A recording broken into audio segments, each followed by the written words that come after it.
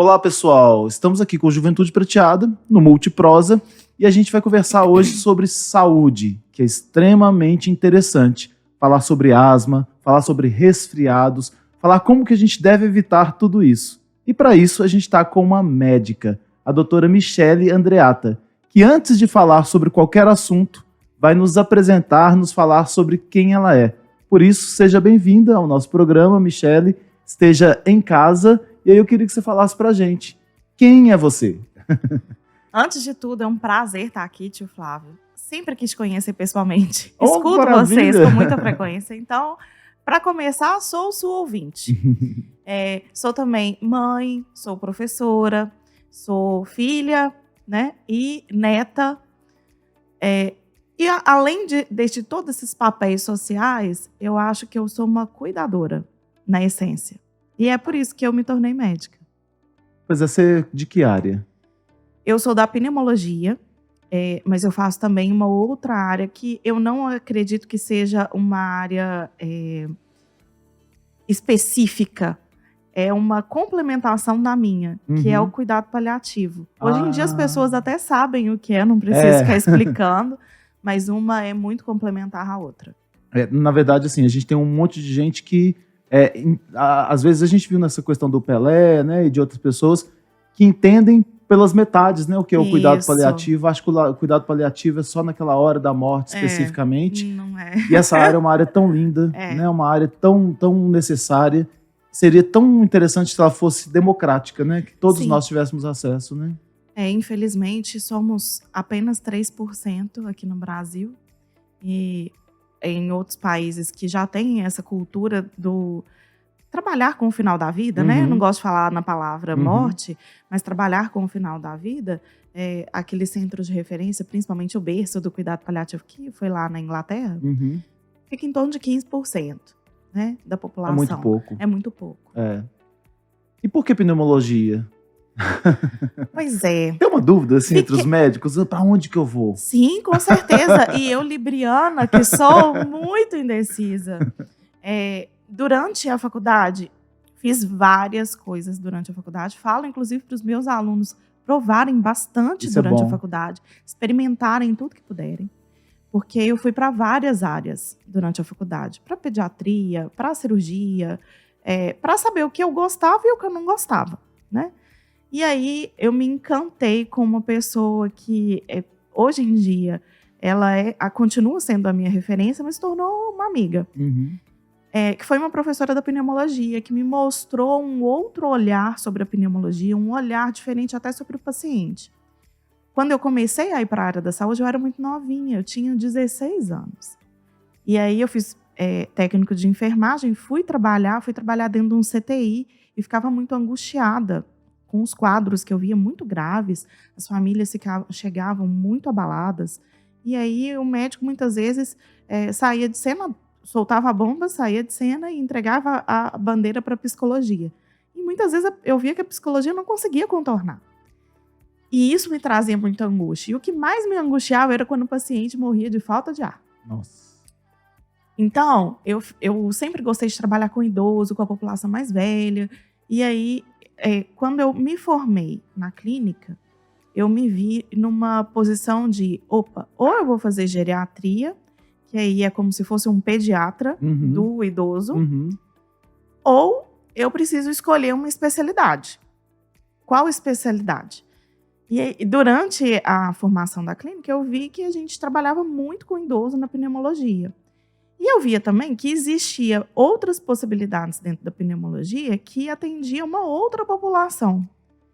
A população da asma, por exemplo, é mais jovem. E tá tudo certo. Aí eu falei, acho que mais ampla. Apesar de mais específico nicho, dá para ampliar meus horizontes e deixar pouca gente sem o meu atendimento. Então, por isso eu escolhi a pneumologia. E lá dentro da pneumologia, eu não conhecia cuidado paliativo, não com esse nome. Conheci durante a pneumologia e me encantei, me apaixonei. Já saí da pneumologia fazendo cuidado paliativo, fazendo a outra especialização. E hoje eu me sinto assim, um pouco mais tranquila sobre as escolhas que eu fiz. Claro que a gente nunca para de estudar, né? Fiz um curso recentemente também que as pessoas olham e falam, por que você fez esse curso? Mas para complementar, sempre na tentativa de complementar e deixar o atendimento mais próximo, mais humano, né, mais centrado no paciente. E qual foi esse curso que você falou? Que eu fiz um curso de Botox. E aí todo mundo fala, nossa, você vai para estética? Não, é aquele Botox, né, de tratamento que o paciente... Muitas vezes, acho que as pessoas não entendem, mas tem pacientes que não conseguem abrir a boca por excesso de uso de uma musculatura mastigatória, que às vezes a gente tem que relaxar aquela musculatura, e se eu ficar colocando remédio, ele vai ficar sonolento. Então, eu vi aí uma janela que a gente não conseguia quem fazia. Falei, então eu vou estudar. Legal. Mas é interessante quando as pessoas falam com a gente assim, você está fugindo da sua área. Eu acho que nada foge da área. É lógico que a gente tem que ter um certo foco e seguir aquilo. Mas todas as áreas, elas acrescentam, né? Claro. Eu trabalhava com marketing dentro de escolas e eu ia para eventos da saúde e eu pegava coisas diferentes que se falava na saúde, porque é sair da sua ilha, como dizia Saramago, né? Para poder levar para escolas e vice-versa. Então, assim, eu acho que os conhecimentos, eles são extremamente importantes. Lógico que a gente tem que ter uma noção do que a gente quer com ele, né? Quem que é essa professora que se tornou sua amiga e que é uma referência? Eliane Mancuso. Ela é uma pneumologista, especialista em doenças fibrosantes, que depois a gente fala um pouquinho sobre isso, mas que tem um olhar muito diferente, um carinho diferente com o paciente, e aquilo me encantou. Então, como a gente já está falando aí dessa área didática, eu vi uma postagem no seu Instagram falando sobre alguns conceitos. Eu achei legal porque, assim, a gente sabe que aqueles conceitos... Eu não ligava o que era a situação ao conceito. Então, eu queria que você trouxesse pra gente alguns conceitos desses aí, explicando eles. A gente, principalmente os alunos, eu fiz essa postagem para eles, eles têm muita dificuldade, eles se embaraçam com os termos técnicos. Então, eu quis, assim, mostrar de uma maneira um pouco lógica o que era cada termo e de onde ele vinha. Pois então, a gente tem a ortopneia, que é quando a gente respira normal, em pé, tudo certo. Não tem nada com ortopneia. Ortopneia é normal. Então, o sonho é ser ortopnético, sei lá. Isso. Então, quando o paciente está respirando de uma forma normal, eu posso falar que ele tem uma ortopneia. Quando eu falo de uma taquipneia, TAC é tudo aquilo que está acelerado. Então, quando eu estou com uma frequência respiratória acelerada, eu falo de taquipneia. Tem muito também a dispneia. A dispneia é quando eu respiro com uma ritmo irregular. Ou então, quando eu estou com um pouco de esforço respiratório, de falta de ar, que as pessoas falam. Apesar que no inglês é diferente. Né? Cansaço de falta de ar é um pouco diferente. A dispneia, para a gente, vai ser tudo isso, cansaço e falta de ar. E a bradipneia seria o oposto da TAC, que é quando eu respiro de uma maneira mais lenta. Né? Então, eu posso ter dispneia na taquipneia, eu posso ter dispneia na ortopneia. Na ortopneia não, né? Mas eu posso ter dispneia na bradipneia também, com causas diferentes. E aí, era para mostrar para os meninos um pouco sobre isso, sobre qual que é o termo técnico e a que ele corresponde, para eles começarem a correlacionar. Eu achei ótimo. Agora, o que é a apneia? A apneia é quando a gente para de respirar. Existe a apneia. A apneia, eu posso ter ela no final da vida, e aí a parada respiratória é esperada, né? Não vou forçar o indivíduo a respirar se eu estou ali vendo que ele já está caminhando para a finitude da vida. Existe aquela apneia que pode levar à morte de uma maneira patológica. E aí a gente tem, acho que a mais conhecida seria a apneia do sono, quando a pessoa para de respirar durante o sono, e isso traz vários prejuízos. Pode alterar pressão, humor, diabetes, então tem uma série de consequências diante dessa apneia. E essa apneia a gente trata, né? Não é remédio, é um aparelhinho, e muitas vezes a gente tem que identificar a causa dessa apneia, né? Conforme a causa, tratando a causa, eu consigo melhorar ali a apneia. Eu achei ótimo porque, assim, a gente conhece o funcionamento nesse sentido, né?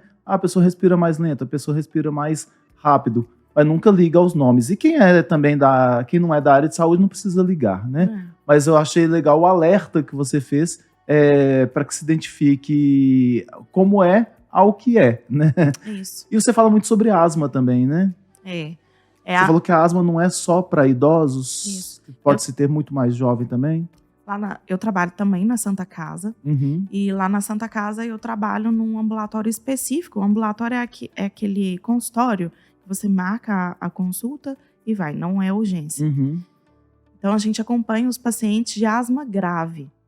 E a asma é uma doença muito prevalente na população, né? É em torno de 30%, é muita coisa. Nossa, é muita coisa. 25%, 30% por aí. O que é a asma? A asma é uma obstrução Vamos pensar, vamos fazer uma correlação para a gente entender direitinho. Quando eu vou construir uma casa, eu tenho encanamento, né? Então, a água sai lá da rua e vai lá no banheiro que está no último cômodo da casa. Como que eu faço isso? Pelo encanamento. O nosso encanamento, ele parece uma árvore.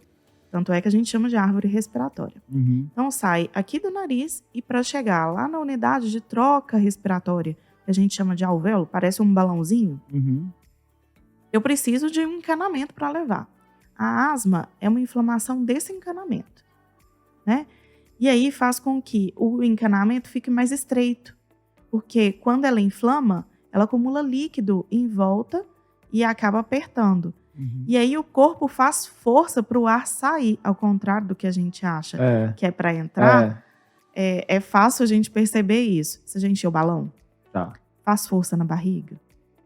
Faz tempo que não enche balão, mas acho que faz na barriga. Né? Quando a gente solta o ar todinho, eu sinto que a minha barriga, eu preciso da musculatura da barriga. E aí é fácil da gente pensar que o asmático ele vai usar a musculatura para soltar o ar. Porque o ar entra, como é um cano e o cano vai ficando mais apertadinho, o ar entra e não consegue sair. Então ele tem dificuldade de soltar o ar. Entendeu? Eu entendi o contrário. Eu acho que boa parte entende o contrário. Sim, porque aí é onde eu desconstruo a cabeça dos alunos. A caixa torácica, ela é cheia de um arcabouço muito duro, que são as costelas. Apesar delas se moverem um pouquinho, elas não são livres. E o meu corpo, eu não expando o tamanho da minha caixa torácica, porque eu preciso de mais ar. Então, é um compartimento finito. E aí, ele é um balão que, se eu encher demais, ele estoura, não é assim? Entendi. Então, eu preciso de ter força para tirar o ar, para que renove o ar que está ali no pulmão e assim faça a troca gasosa. Se aquele ar fica aprisionado, ele não tem mais oxigênio. E aí, eu não consigo fazer a troca gasosa. Tão bom quando o médico explica do jeito que a gente tem o que você tá falando. Eu tô voando aqui nos balões, tô voando na caixa torácica, tô aqui, tá montando tudo na minha mente, né? Mas quando a gente vai falar só aqueles termos técnicos, assusta realmente. Eu falei, pronto, eu vou morrer. Eu gosto de ter essa abordagem visual, principalmente com os alunos, para que fique mais claro na hora da prova. Porque quando a gente tá nervoso, a gente não enxerga nada. E aí você falou lá, então, sobre a asma, que ela é uma das comorbidades mais negligenciadas pelos pacientes, o que acende um alarme. A asma pode matar. A asma pode matar? Pode matar, pode. Por que ela é negligenciada? Porque a pessoa, a maioria, começa com a asma lá na infância. E aí começam as restrições lá na infância. Então a pessoa vai se adaptando. E aí ela não percebe que ela está com falta de ar. Quanto mais tempo eu tenho uma dor, mais eu negligencio aquela dor, né? Então, às vezes, você vê atletas que correm longas distâncias, o pé tá cheio de bolha. Ele não parou de correr porque ele estava com bolha no pé. A mesma coisa é o asmático. Ele não deixa de fazer mais as atividades do dia a dia porque ele está com falta de ar. Ele se adapta, ele faz mais devagar. Ele não faz certos exercícios que os outros da mesma idade fazem. Ele anda mais devagar. E aí ele não percebe mais a própria doença. Então, quando chega lá no pronto-socorro, já está muito grave. E o nosso corpo não funciona sem oxigênio. E se eu não respirar, eu não vou obter oxigênio. Então, a maioria dos asmáticos para com hipóxia e tem parada cardíaca, né? Por conta esse esforço sobrenatural que o corpo tem que fazer. E muitas vezes, essa falta de ar crônica propicia outras doenças, principalmente as doenças cardiovasculares, né? Qual que é a maior causa de morte no mundo? As doenças cardiovasculares. Mas nem sempre elas são causadas só com gordura ou outras coisas que envolvam diretamente a saúde circulatória. Muitas vezes a saúde respiratória vem junto. E as pessoas não dão muita importância. Pois é, desculpa a ignorância, mas a gente está aqui para isso mesmo. Quando a pessoa descobre que é asmático bem cedo e se trata, ele não vai ficar livre da asma ou vai? Não, ele raramente, pouquíssimos casos, é até uma discussão que tem internacional, sabe? Não é só do leigo, não é só nossa, de remissão da asma. Não gostei muito desse termo de remissão, porque a asma, muitas vezes, ela vem na infância. No crescimento, no pico de crescimento do próprio corpo do indivíduo, ela vai embora, entre aspas, porque o paciente deixa de ter sintomas porque ele está crescendo, ele ganhou espaço na caixa torácica. Então, ele não sente mais aquela inflamação. E nessa época, os meninos são muito incentivados a fazer atividade física, que é um potente anti-inflamatório. Então, muitas vezes, ela vai embora sim. Mas ela vai embora durante um período, porque aí na idade adulta, a maioria interrompe a atividade física e a caixa torácica já parou de crescer. Aí os sintomas voltam. Entendeu? Que coisa. Pois é. Quando a gente fala dessa questão aí das vacinações, dos resfriados, já pegando aqui então também para essa área da saúde, a gente tem muitas... Não vamos falar do ambiente político, né? Mas vamos falar do ambiente cultural. As pessoas, elas têm muitas restrições de vacinar para gripe. Acha que passa, um resfriado. As vacinações para gripe, contra a gripe, elas são de fato eficazes? São bem eficazes. Tanto é que a gente vê que os pacientes que vacinam contra a gripe, eles evoluem com muito menor frequência a uma doença mais grave, que é a pneumonia. E pneumonia é a doença que mais mata dentro do ambiente hospitalar. Então, muitas vezes o paciente acha, uma gripe, ficou ali, a gente brinca que ficou cozinhando a gripe dentro de casa, mas que já está com uma falta de ar, já tem um problema respiratório. E aí chega pra gente muito grave. Às vezes a gente não consegue reverter. E aí o paciente chega a perder parte do pulmão, né? Quando a gente chega nesse estágio, dói dentro do pneumologista, porque aquele pulmão não regenera, ele não recupera, né? Então eu vou criando cicatrizes ali no pulmão e fazendo com que o pulmão vai ficando cada vez mais duro. E isso impacta na qualidade de vida das pessoas. Então, negligenciar a vacina é negligenciar uma série de coisas que advêm de negligências, né? Eu negligencio primeiro a vacina, depois eu negligencio a evolução da minha doença, já chego muito grave no pronto-socorro e com isso eu vou colher frutos que não são tão bons, né? Pois é, e tem como, a gente está falando de gripe e resfriado são diferentes. São. Tem como prevenir os resfriados? Os resfriados, como o próprio nome diz, ele pode vir pela simples mudança de temperatura. Eu sou uma pessoa que eu raramente uso ar-condicionado. Acabei de entrar aqui na sala, eu senti meu nariz escorrer. Por quê? Porque eu sei que eu tenho uma rinite que ela é desencadeada pelo frio. E isso é natural. Algumas pessoas têm a mais, como eu, outras não vão ter, e outras vão ter outros tipos de alergia. Quando a alergia é específica, por exemplo, um gato, muito comum na asma, ela pode desencadear primeiro um resfriado, uma rinite, e aí as pessoas costumam achar que o resfriado é a rinite, e não é, são coisas diferentes.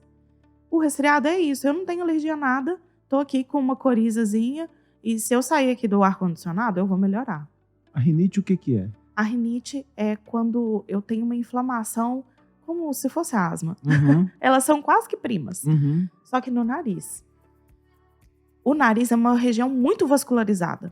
E essa umidade que tem aqui no meu nariz, a coriza, que a gente chama, essa aguinha que fica escorrendo no nariz, ela é para proteger o meu sistema imune. Então é para umidificar o ar e trazer o ar para dentro do meu pulmão mais úmido. Por isso que é comum as pessoas, como eu, terem um pouco de coriza com contato com o ar-condicionado. É para umidificar a via aérea. Ela se torna patológica quando ela traz tosse, quando ela não melhora, mesmo eu saindo aqui do ar-condicionado, ela não melhora. E aí eu preciso tratar essa mucosa, porque ela começa a ficar inflamada. Entendi. Então ela é necessária, mas É. quando ela se torna... Ela é uma proteção, Aham, né? que bom. O corpo... a gente não chama de rinite toda coriza, Aham. mas aquela coriza persistente, aí a gente chama de entendi, rinite, que é inflamação. Entendi. Bom, a gente vai ter que encerrar nossa conversa.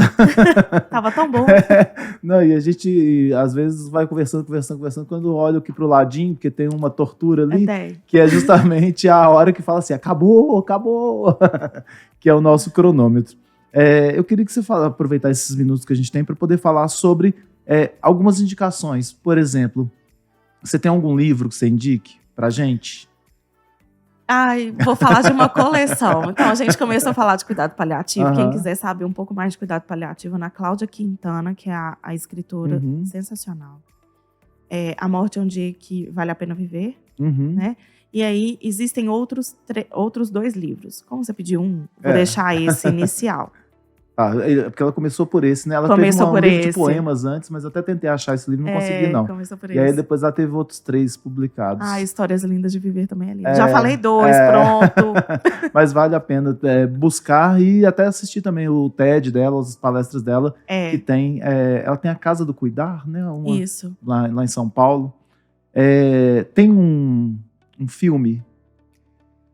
Vou falar de um filme um pouquinho diferente, com uma doença um pouco diferente, também pouco conhecido pela população geral, mas que está na atualidade, principalmente da pneumologia, que é A 5 Passos de Você, que fala sobre fibrose cística. E aí eu acho que vale muito a pena assistir. Mas ele está disponível em plataformas? Tá disponível. Plataformas? Ele já tem alguns anos que foi lançado, então ele está disponível em várias plataformas e nos meios digitais, né? Que hoje em dia somos todos digitais. Tá sim, tá disponível, é lindo. Fala sobre? Fibrose cística. O que é fibrose cística?